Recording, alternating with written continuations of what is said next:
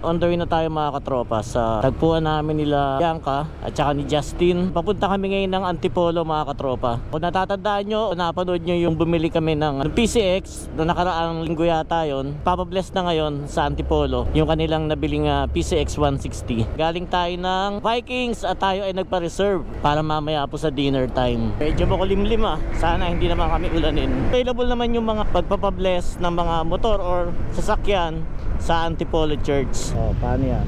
No entry. This way, kaya tayong daan. Marami kasing one way dito. Tanong muna natin sa yung daan papasok ng simbahan. Kaya hindi nyo kasi tuko yung papunta rito, medyo malilito talaga kayo ng pagpasok mismo sa pinaka-entrance nitong simbahan. Nagtanong naman tayo. Ito na yun kasi hindi po pwede pumasok doon.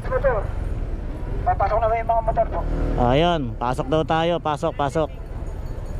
Apo. Bless. Diretso kanan. Ayun.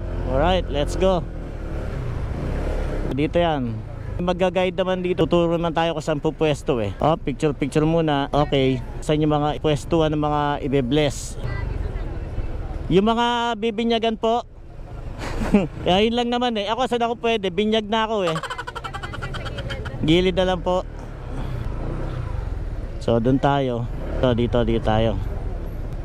Dito pa rin yung place mga katropa kung saan pupunta ka doon sa pinaka-opisina. Ayun, dito nga pala, dito. Pasok tayo. Boom.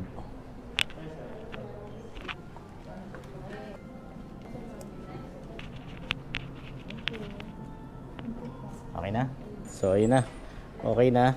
Asan yung papel? Ayun na yung papel niya. Punta na tayo doon sa kung saan bibinyagan si pangalan nun?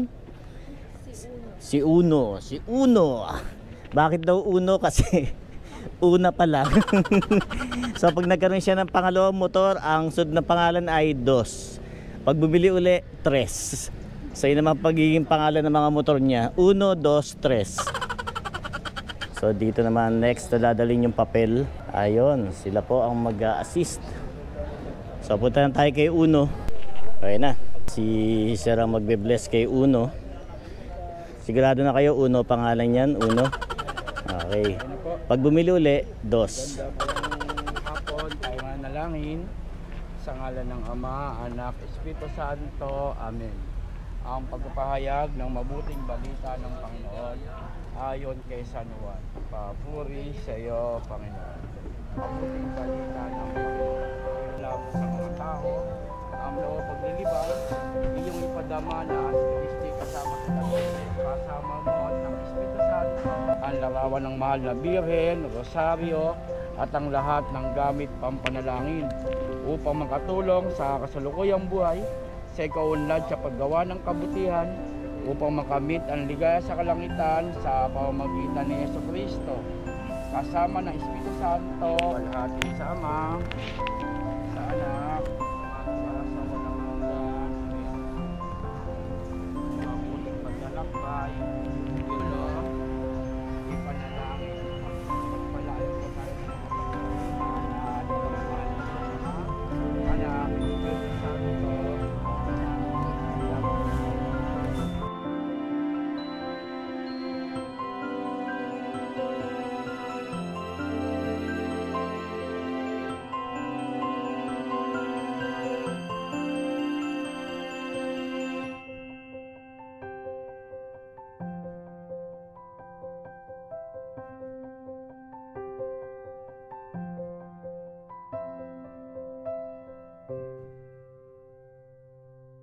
Basang-basa pa si Uno.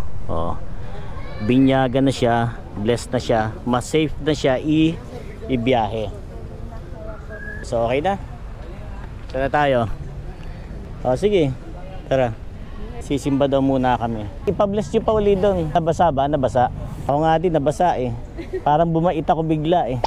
Naligo na, parang naligo na kayo sir. Oo, naramdaman ko tumutulo sa ulo ko eh. Parang ang bait-bait ko.